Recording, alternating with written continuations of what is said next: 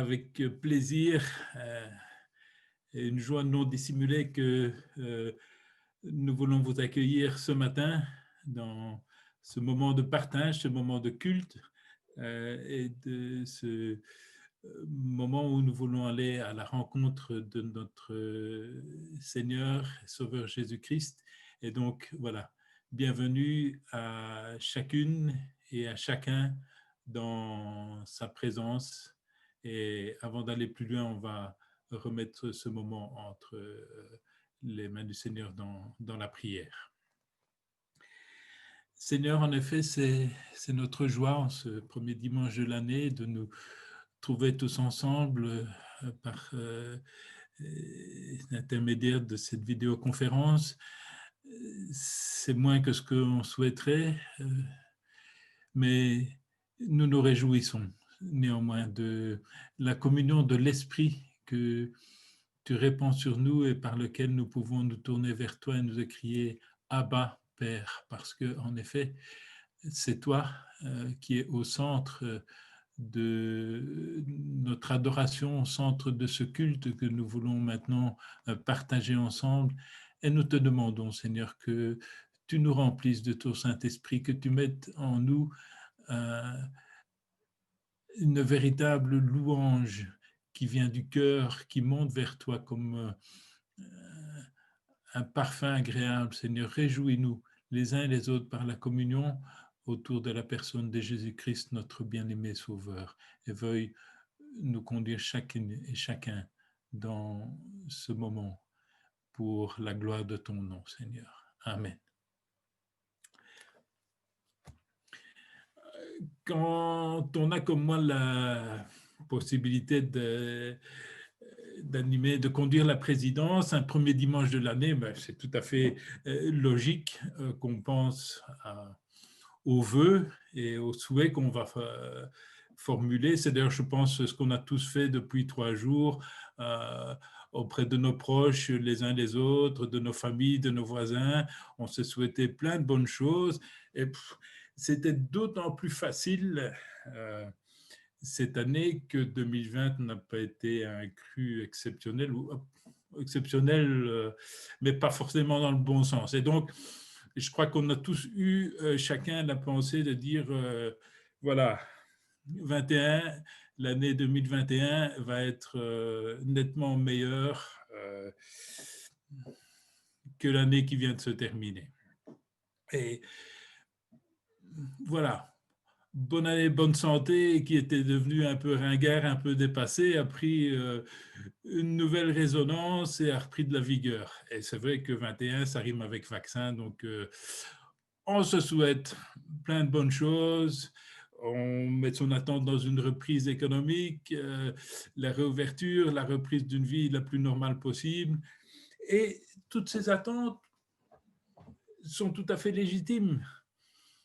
L'être humain reste un animal social et voilà, le confinement en fait ressentir d'autant plus ce besoin de se retrouver, de s'échanger des paroles positives.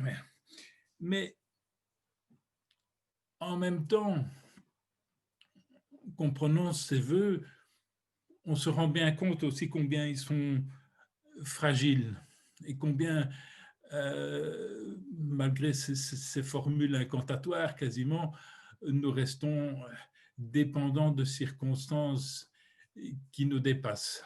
Vous connaissez l'expression qui dit que le battement d'aile d'un papillon dans un coin d'un continent provoque un raz-de-marée de l'autre côté de l'hémisphère. Et donc voilà,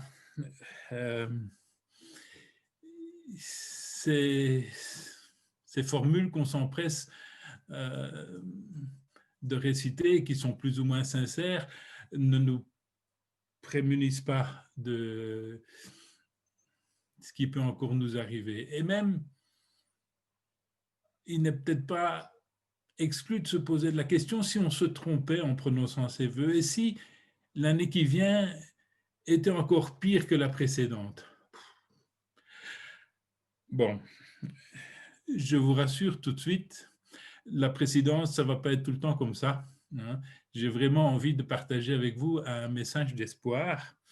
Mais je voudrais qu'on se souvienne, qu'on se rappelle ensemble sur quelle base notre espérance est réellement fondée. Et avant d'aller plus loin, on va faire une première pause musicale, on va écouter un cantique et c'est le 717, Tu es merveilleux.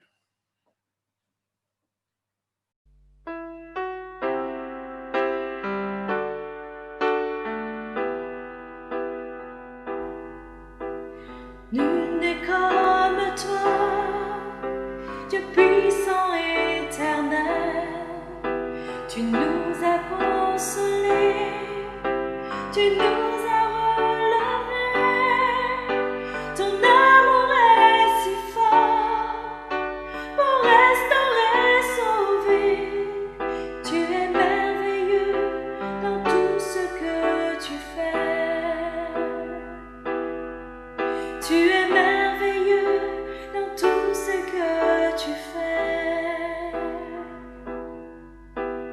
Nul n'est comme toi, un père et un ami, si tendre et si patient. Tu corriges et conduis, toujours à nos côtés, toujours pour nous aider. Tu es merveilleux dans tout ce que tu fais. Tu es merveilleux dans tout ce que tu fais. Nul n'est comme toi, Dieu d'amour et de paix, justice et vérité. En toi tout est parfait, lumière et sainteté, splendeur et majesté. Tu es merveilleux dans tout ce que tu fais. Tu es merveilleux dans tout ce que tu fais. Oh, tu es merveilleux dans tout ce que tu es. Mon Père et mon Sauveur, mon ami, mon Seigneur. Tu es merveilleux dans tout ce que tu es. Tu es merveilleux dans tout ce que tu es.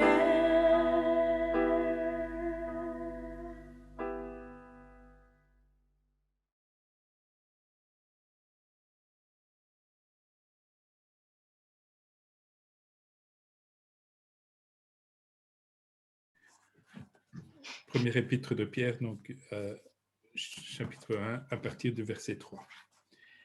Béni soit le Dieu et Père de notre Seigneur Jésus-Christ, qui, selon sa grande miséricorde, nous a régénérés par la résurrection de Jésus-Christ d'entre les morts pour une espérance vivante, pour un héritage qui ne peut ni se corrompre ni se flétrir et qui vous est réservé dans les cieux.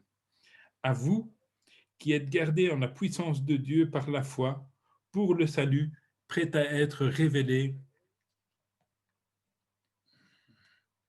dans les derniers temps.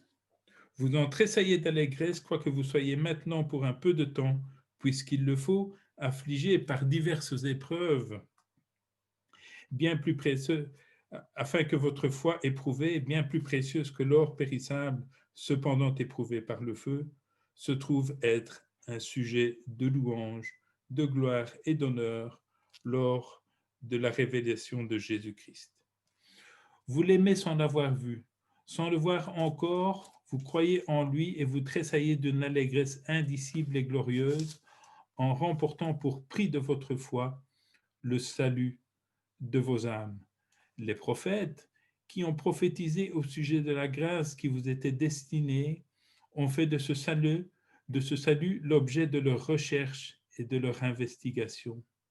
Ils se sont appliqués à découvrir à quelle époque et à quelles circonstances se rapportaient les indications de l'Esprit de Christ qui était en eux et qui d'avance attestaient les souffrances de Christ et la gloire qui s'ensuivrait.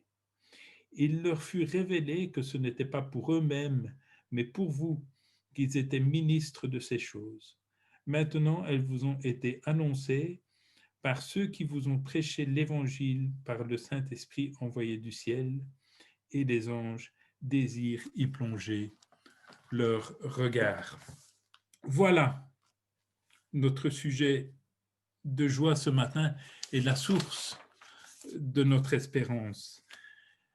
La promesse, l'espérance du salut, promesse intangible, immatérielle et pourtant bien réelle. Et cette espérance, elle se fonde sur différents points que je voudrais développer maintenant avec vous. Et la première, c'est que l'espérance, ce n'est pas de croire n'importe quoi. Le fondement, c'est le Christ, comme il est dit au verset 3. C'est une espérance qui est universelle. Jésus-Christ est le seul de tous les philosophes, de tous les prophètes, de toutes les religions qui ont existé. Jésus-Christ est le seul qui peut prétendre, qui a affirmé pouvoir sauver l'humanité, le seul qui a fait don de sa vie.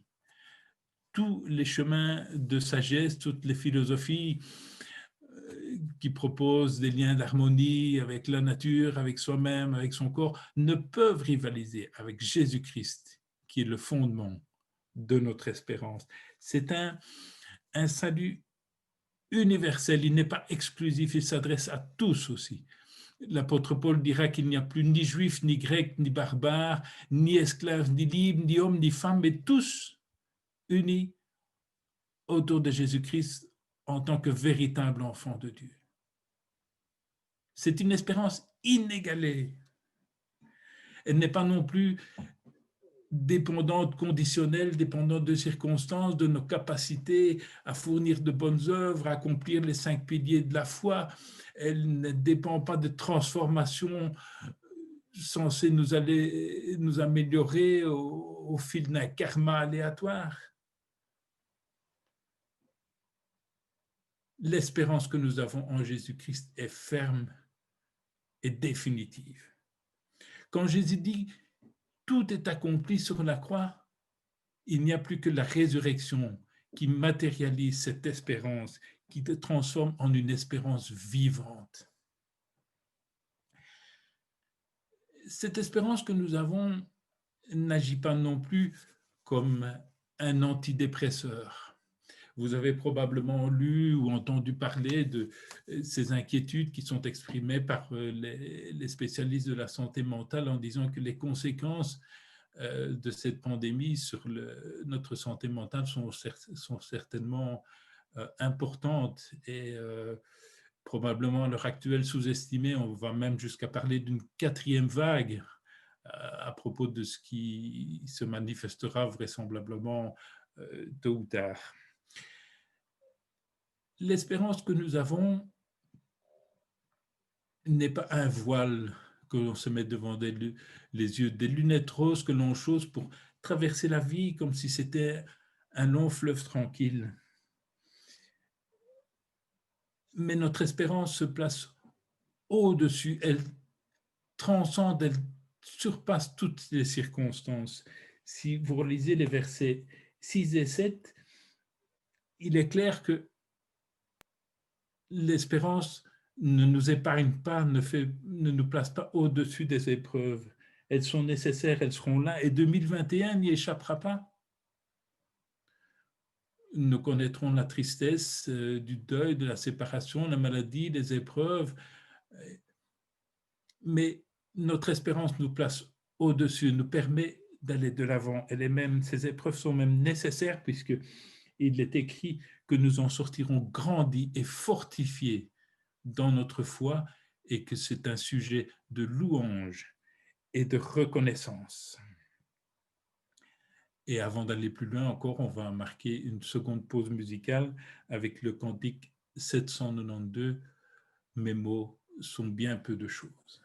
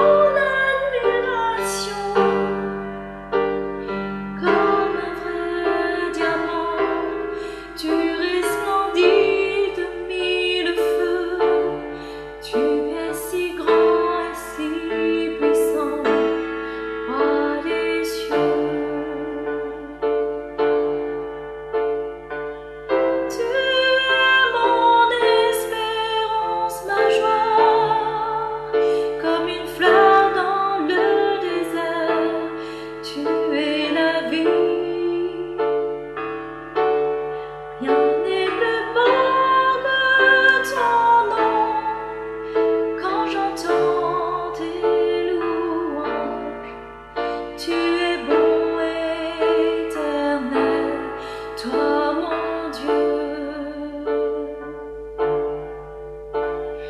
Oui, c'est bien peu pour te dire en retour, avec tout ce que je peux, merci pour ton grand amour.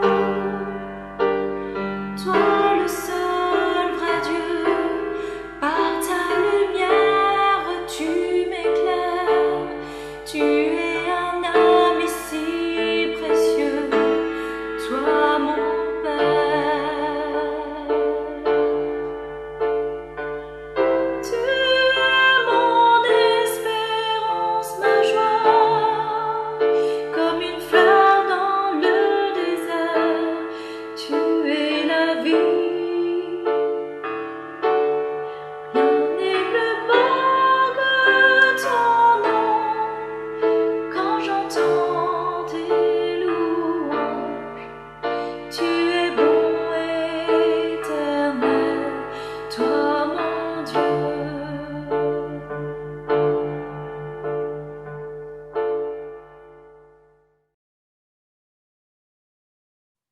La grâce, l'espérance qui est la nôtre aussi, n'est pas un accident de l'histoire. C'est le plan que Dieu a voulu pour nous depuis la création. Il l'a fait connaître à l'humanité par tous les prophètes qui se sont succédés et qui ont annoncé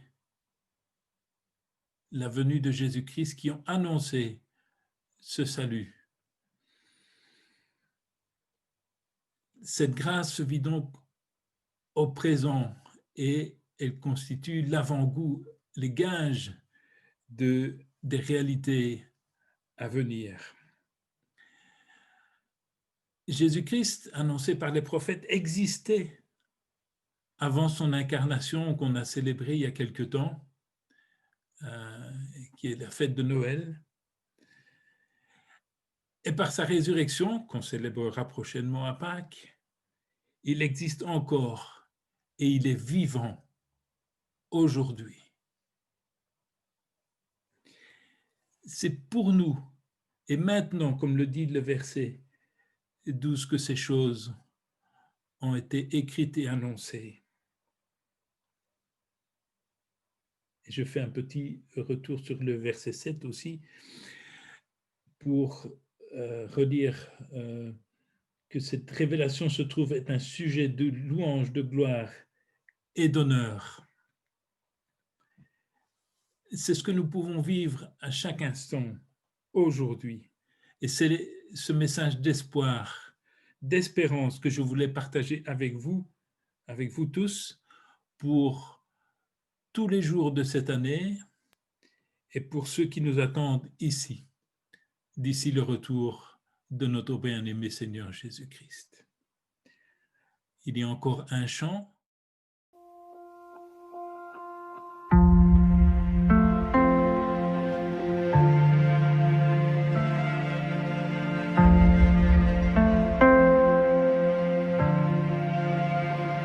Je chanterai gloire.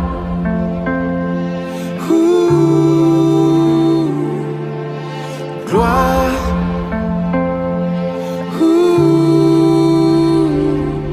Je viens t'offrir, Seigneur, ce que j'ai de meilleur. Je viens t'offrir ma vie. Oui, à toi, Jésus-Christ.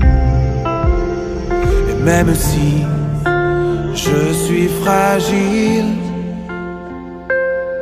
et même si c'est difficile, je chanterai gloire à l'Éternel.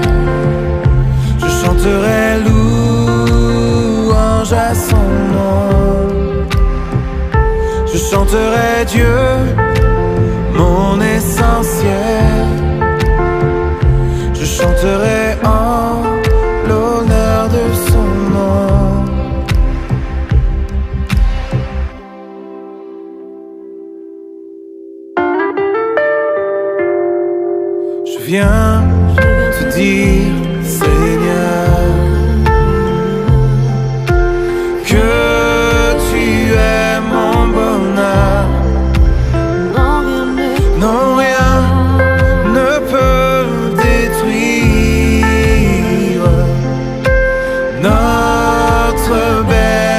l'avenir.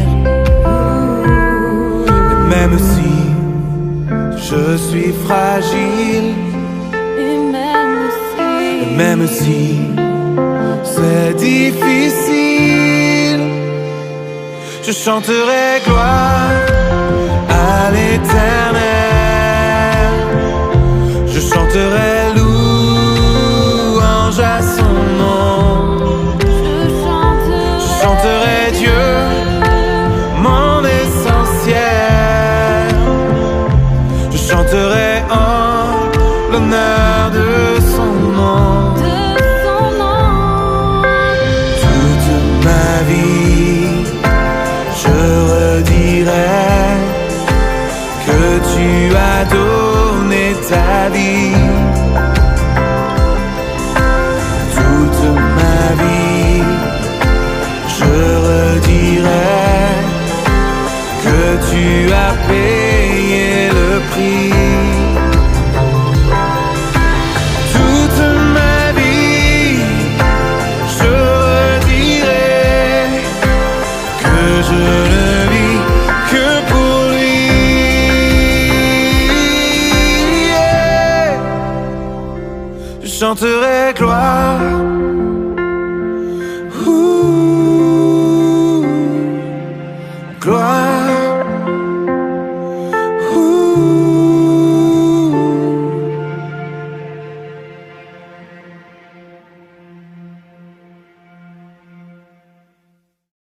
Je vais laisser la place à Stéphane. Je vais prier avant qu'il ne prenne la parole et ensuite nous entendrons le message qu'il nous apportera de la part du Seigneur. Seigneur, en effet, c'est le cœur rempli d'espérance que nous tournons vers toi, parce que toute ta parole, de la Genèse jusqu'à l'Apocalypse, contient des promesses qui sont vraies, qui se sont déjà accomplies ou qui se réaliseront au temps fixé par toi, Seigneur. Et c'est rempli de cette assurance que nous nous tenons ce matin devant toi pour partager ta parole, pour partager la communion les uns avec les autres, nous laisser imprégner de ton amour, de ta bonté à notre égard, Seigneur. Et nous voulons maintenant te demander que tu ouvres nos cœurs et nous rendes attentifs à la parole qui nous sera accordée de ta part. Veuille conduire Stéphane, qu'il puisse parler avec l'assurance de ton esprit, Seigneur, que nos cœurs en soient fortifiés, le témoignage que nous voulons rendre de ta personne renforcé. Béni soit ton nom, Seigneur. Amen. La nouvelle année est souvent l'occasion de réfléchir à ce qui s'est passé pendant les 12 derniers mois écoulés et aussi de prendre de bonnes initiatives. 2020 a été une année toute particulière et beaucoup d'entre nous sont un peu déboussolés. 2020 a été riche en événements positifs et négatifs. Il y a eu des incendies hors normes en Australie. Il y a eu des tensions et des injustices raciales aux États-Unis, tensions qui se sont exportées dans le monde entier. On a constaté que les autorités sont de moins en moins écoutées et respectées. La parole d'un sportif ou d'un artiste est souvent plus prise en considération que celle d'un expert. Nous avons eu un nouveau gouvernement qui s'est formé 194 jours après les élections. Il y a eu des élections aux États-Unis. Il y a eu des attentats.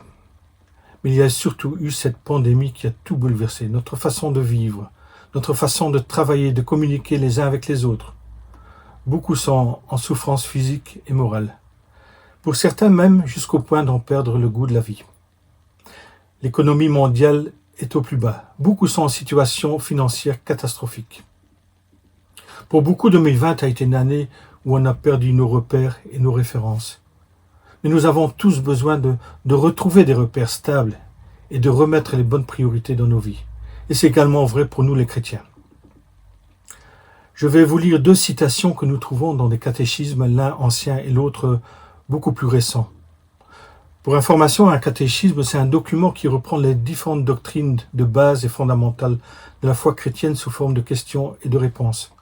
Dans le passé, les catéchismes étaient beaucoup utilisés dans les familles, les écoles du dimanche, mais aussi pour l'enseignement des adultes. Et si vous en avez l'occasion, je vous encourage à les réutiliser car ils sont riches en informations.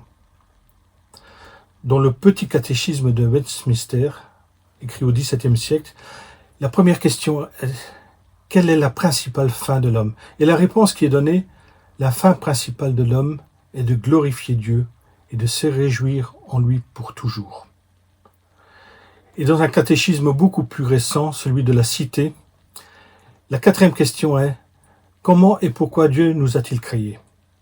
Et la réponse est semblable à celle que nous avons eue précédemment. Dieu nous a créés hommes et femmes à son image pour que nous le connaissions, l'aimions, vivions avec lui et le glorifions.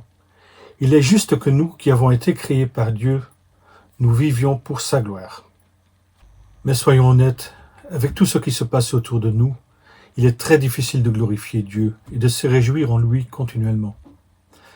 Dans mon message, j'aimerais partager une réflexion sur ce que signifie la gloire de Dieu et quel en est l'impact pour nous qui sommes les disciples de Christ. Voici une définition simple que j'ai trouvée dans le nouveau dictionnaire biblique des éditions Emmaüs. La gloire de Dieu, c'est le rayonnement qui se dégage de sa personne, l'éclat insoutenable de toutes ses perfections. Cette gloire, comparée à un feu dévorant, éblouit, aveugle et inspire la crainte, le respect, l'adoration. L'homme ne peut la voir tout entière et vivre. Et un peu plus loin, il est dit « La gloire divine est révélée dans la création, et particulièrement dans l'homme formé à l'image du Seigneur. Elle se manifeste au moyen des jugements. Elle se montre au milieu des nations. Elle éclate surtout dans la rédemption offerte au monde entier. » C'est une définition très compacte comme on peut la trouver dans un dictionnaire. Mais on pourrait la traduire d'une façon beaucoup plus simple de la manière suivante. Dieu est merveilleux et impressionnant dans ce qu'il est et dans ce qu'il fait. N'est-ce pas qu'il est merveilleux? Et c'est pourquoi il mérite toute notre attention, tout l'honneur et toute la gloire. Voilà un merveilleux et solide objectif pour notre vie et pour cette nouvelle année. Je vous propose de lire un passage dans 2 Corinthiens 3, au versets 17 et 18, qui va servir de base pour ce message. Or, le Seigneur, c'est l'Esprit. Et là où est l'Esprit du Seigneur, là est la liberté. Nous tous, qui le visage dévoilé, contemplant comme dans un miroir la gloire du Seigneur, nous sommes transfigurés en cette même image, de gloire en gloire. Telle est l'œuvre du Seigneur, qui est l'Esprit. Ma belle-mère se plaint qu'il y a continuellement des changements, et comme elle le dit, tout doit toujours changer et cela me perturbe. Et je crois qu'elle n'est pas la seule, cela perturbe beaucoup de personnes. Nous sommes actuellement dans un temps de transition, de mouvement. Nous vivons continuellement des changements et les changements sont de plus en plus rapides. Je pense particulièrement à la science, à la technologie. Mais c'est aussi vrai dans le domaine des mœurs et des croyances. Le Covid a aussi changé notre vie, notre façon de vivre dans la société, dans nos relations les uns avec les autres, la façon dont on se salue. Les réseaux sociaux prennent encore plus de place qu'avant et sont devenus un must pour nous tous, même pour les personnes plus âgées qui ont difficile avec cette technologie. Nous avons dû nous adapter pour les cultes, les réunions de prière, les groupes de maison. On est passé du présentiel au virtuel et j'espère que nous reviendrons très vite au présentiel. Mais avec quel changement et quelles conséquences pour l'avenir? Lorsque nous lisons le contexte de notre passage, nous voyons aussi qu'il y a un mouvement d'une situation à une autre. Paul compare un ancien système avec un nouveau, une ancienne alliance avec une nouvelle alliance. Il y a un mouvement d'une ancienne norme vers une nouvelle norme. Les croyants, et particulièrement ceux d'origine juive, avaient difficile à accepter l'évangile de la grâce du salut.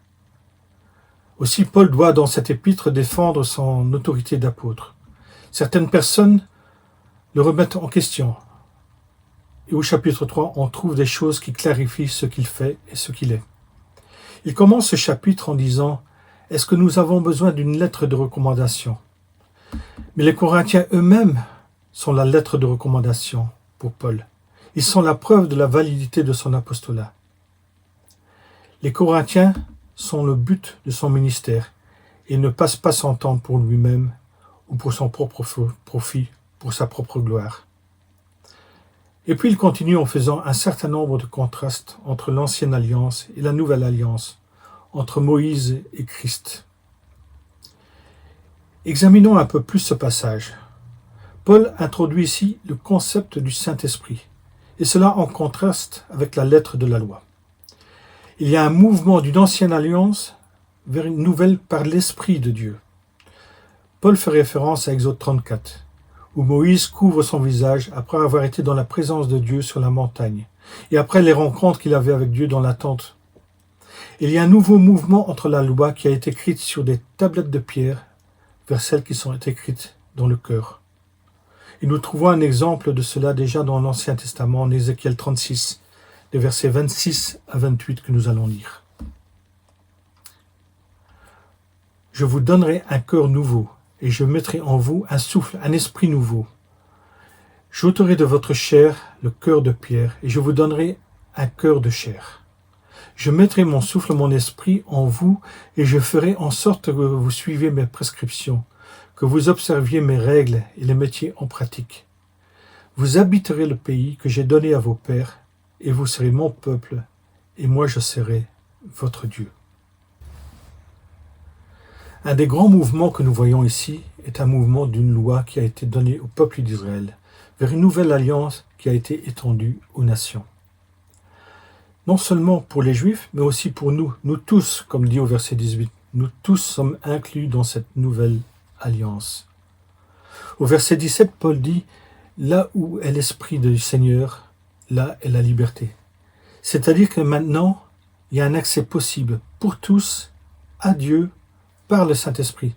Ça, c'est la nouveauté, la nouvelle norme.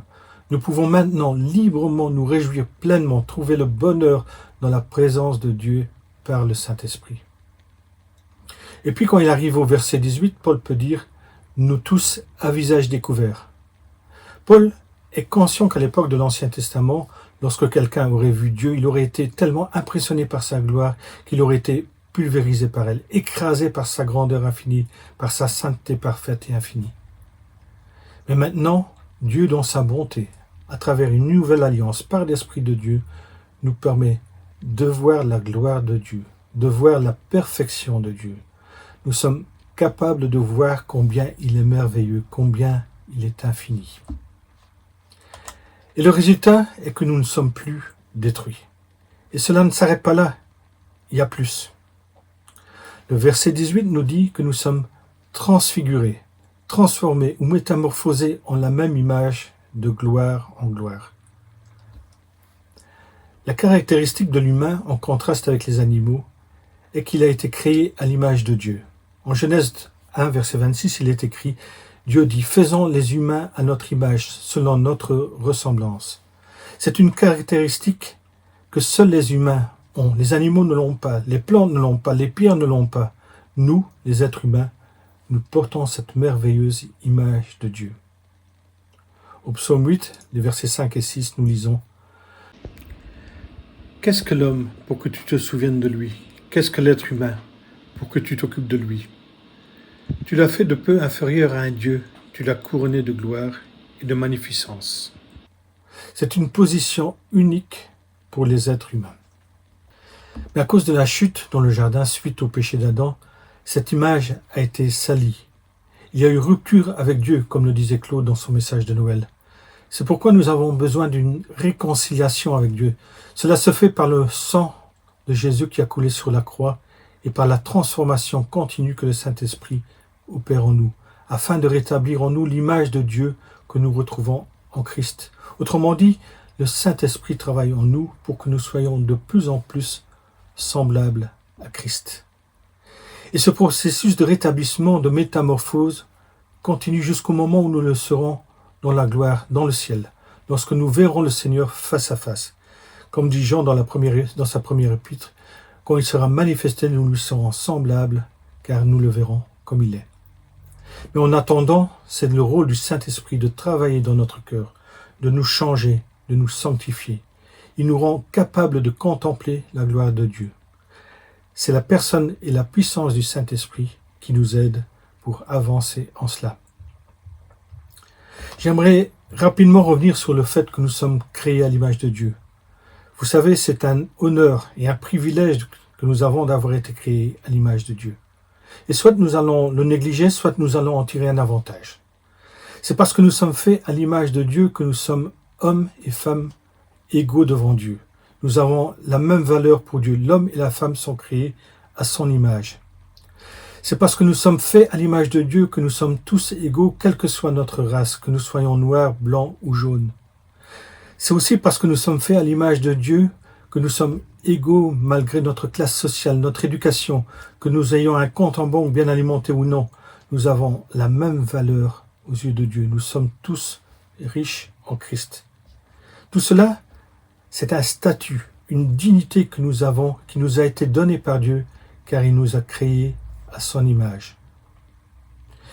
Et maintenant, malgré que nous soyons pécheurs, et parce que nous sommes faits à l'image de Dieu, Dieu par l'Esprit nous change, nous transforme pour que nous soyons plus comme Christ, afin de revenir à la plénitude de ce que Dieu avait prévu depuis le début, et qu'il accomplira à la fin lorsque nous serons avec lui dans les cieux. Et maintenant, en quoi tout cela est-il si important? Pourquoi est-il important de non seulement savoir ce que c'est, mais aussi pourquoi cela fait la différence? J'aimerais vous donner 5 raisons, et la liste n'est pas exhaustive, 5 raisons pourquoi c'est important de comprendre ce que signifie l'image de Dieu, la gloire de Dieu.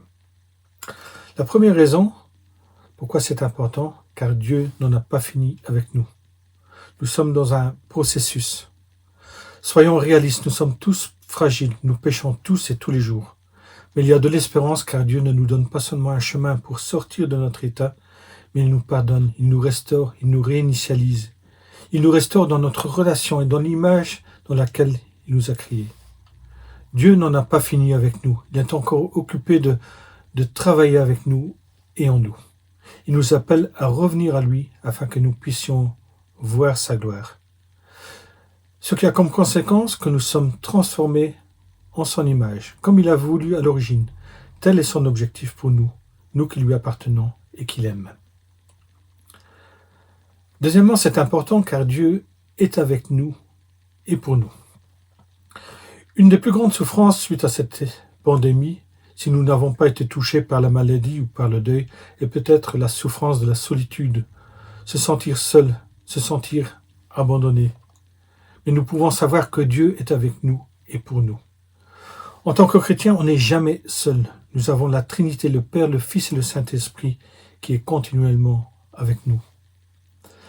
Matthieu nous rapporte les dernières paroles du Seigneur avant qu'il remonte vers son Père, où il dit « Je suis toujours avec vous jusqu'à la fin des temps ».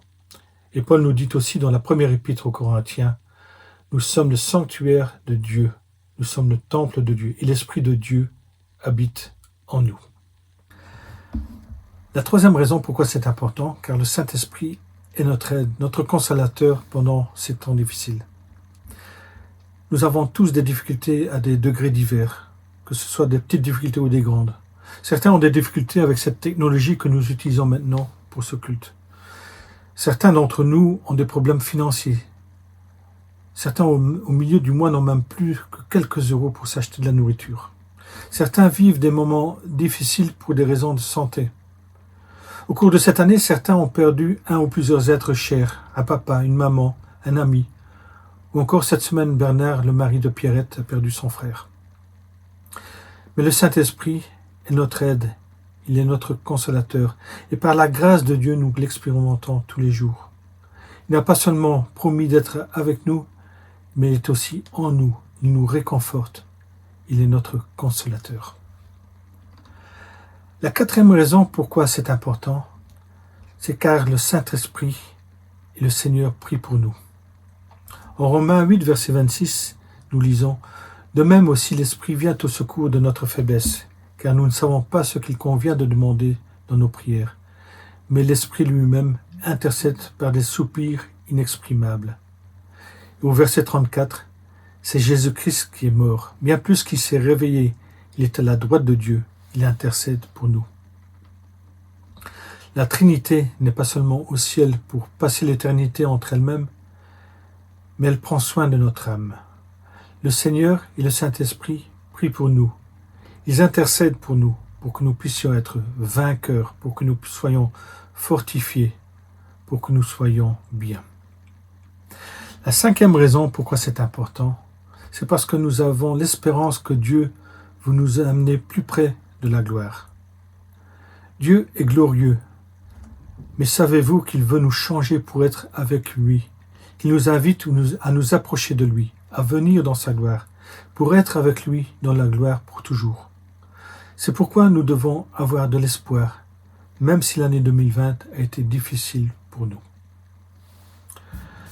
Nous avons donc vu 5 raisons pourquoi c'est important. La première, c'est car Dieu n'en a pas fini avec nous. La deuxième, c'est parce que Dieu est avec nous et pour nous. La troisième, c'est parce que le Saint-Esprit est notre aide, notre consolateur pendant ces temps difficiles. La quatrième raison, c'est parce que l'Esprit et Jésus prient pour nous. La cinquième raison, c'est parce que nous avons l'espérance que Dieu veut nous amener plus près de la gloire. En conséquence et comme conclusion pour le message, c'est à Dieu que revient la gloire pour ce qu'il est et pour ce qu'il fait pour nous en tant que sa création, faite à son image. Dieu ne réserve pas sa gloire pour lui-même, mais il veut la partager avec nous. Il veut nous la montrer, il veut nous rendre semblables au Fils. Je suis impressionné par ce programme et j'espère que cela pourra nous aider à avoir de bonnes priorités et de bons objectifs dans notre vie malgré ce que nous avons connu en 2020. Il me reste à vous souhaiter une belle et heureuse année, que 2021 soit une année remplie de nouvelles expériences, que nous puissions nous laisser transformer par le Saint-Esprit afin que nous soyons plus semblables à Jésus et que chaque jour de cette année soit vécu avec lui, par lui et pour lui. À Dieu seul soit la gloire. Amen. Merci Stéphane pour ce parole d'espoir, ce partage autour de l'écriture. Pour introduire notre moment de communion, je voudrais relire avec vous 2 versets bien connus, puisqu'ils sont extraits du psaume 23, psaume de David, les versets 5 et 6. Tu dresses devant moi une table, en face de mes adversaires, tu oins d'huile ma tête et ma coupe déborde. Oui, le bonheur et la grâce m'accompagneront tous les jours de ma vie et je reviendrai dans la maison de l'Éternel pour la durée des jours. Bien avant que Jésus ne réalise ces paroles, David décrit la communion, la table dressée. Lui, il parle d'adversaire au pluriel. Nous n'avions qu'un seul adversaire terriblement redoutable et avec une capacité de faire le mal extrêmement puissante, c'est Satan et le péché. Mais en dressant cette table, Jésus met une distance. Il détruit cette capacité de nuisance par sa mort, en se chargeant de nos péchés, en prenant sur lui la juste punition que nous méritions. Jésus a détruit à jamais ce pouvoir. L'onction d'huile fait référence à une élection. Et nous avons, en Jésus-Christ, été mis à part. Débarrassés du péché, nous retrouvons le lien avec le Père. Nous entrons de nouveau dans une relation de bénédiction et de coupe qui déborde. Et enfin, par sa résurrection, par la relation rétablie, nous avons cette espérance d'être un jour dans la maison du Père pour le célébrer, pour le glorifier à jamais. C'est maintenant Rosario qui va prier pour présenter les symboles de pain et de vin que nous allons partager ensuite.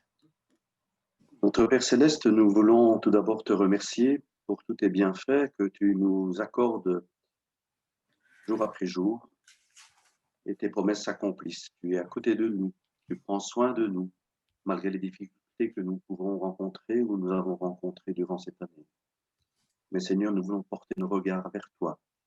Porter nos regards parce que tu nous invites à ta table à partager, Seigneur, le pain de vie. Ce pain, symbole de ton Fils Jésus-Christ, qu'il s'est donné pour nous à la croix. Ce pain qui renouvelle notre corps, ce pain qui nous fortifie, Seigneur. Nous voulons te dire merci. Merci aussi, Seigneur, pour ce vin, symbole de ton sang, le sang de ton Fils Jésus. À travers ce sang, Seigneur, tu nous purifies de tout péché. Tu nous vois purs. Et nous voulons te dire merci. Merci parce que c'est une grande espérance que tu nous donnes à chacun d'entre nous, à chacun de tes enfants, à toute ton Église. Et nous voulons te dire à toi la gloire, Père Céleste. Merci pour ton amour et ta fidélité. Amen. L'heure venue, Jésus se mit à table et les apôtres avec lui. Il leur dit, j'ai vivement désiré manger cette Pâque avec vous avant de souffrir, car je vous le dis, je ne la mangerai plus jusqu'à ce qu'elle soit accomplie dans le royaume de Dieu. Ensuite, il prit du pain et après avoir rendu grâce, il le rompit et leur donna en disant, ceci est mon corps qui est donné pour vous. Faites ceci en mémoire de moi. Partageons le pain.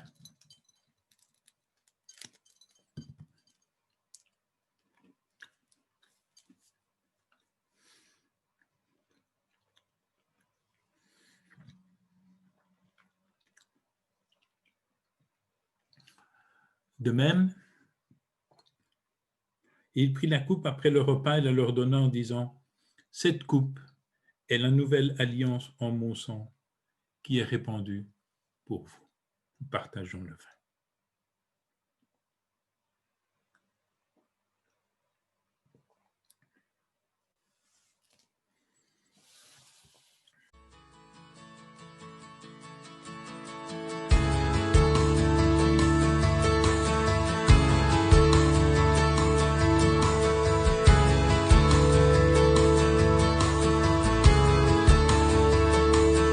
Merci pour la croix, pour le prix payé, car tu t'es donné sans rien retenir, précieux Jésus. Ils sont pardonnés, nos nombreux péchés, couverts par ton sang. Ils sont oubliés, merci Jésus. À toi mon amour, et tout mon cœur Seigneur, je ne comprendrai jamais pourquoi tu m'aimes. Tu es mon bonheur, ma suprême joie. Mais voici le plus grand miracle à mes yeux, c'est que je fais ta joie. C'est pour nous guérir que tu as souffert, tu as pris nos peurs, donné ton amour, précieux Jésus.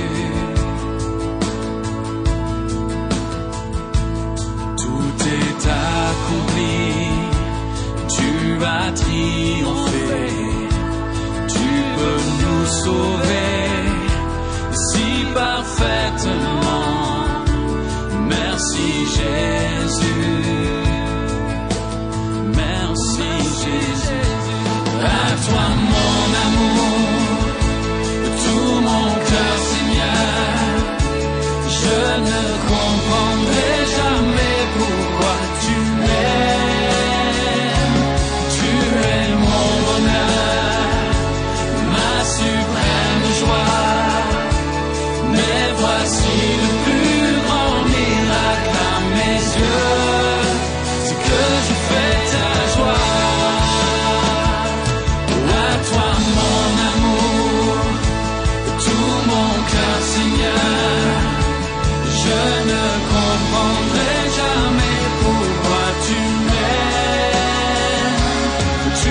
es mon bonheur, ma suprême joie.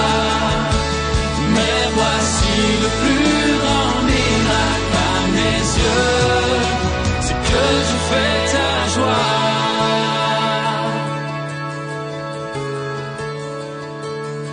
À toi mon amour, à toi mon amour, à toi mon amour.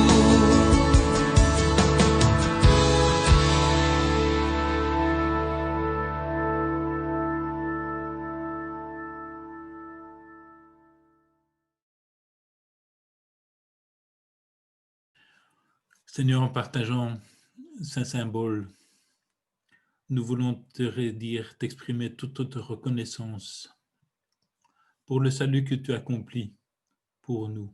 Salut qui était prévu dès avant la création du monde et qui trouvera sa pleine réalisation lorsque tu viendras nous rechercher et nous introduire dans l'éternité avec toi. En attendant, Seigneur, nous voulons t'exprimer toute notre louange et notre reconnaissance pour l'amour que tu nous as manifesté et pour toutes les bénédictions qui en découlent, pour l'espérance que tu places dans le cœur de chacun de tes enfants. Amen. Voilà, ce moment de communion clôture aussi notre culte. Bonne semaine à chacune et à chacun dans toutes nos activités, dans tout ce qui nous attend. Que le Seigneur nous garde, nous conduise en pensée, en acte et en parole tout au long de cette semaine.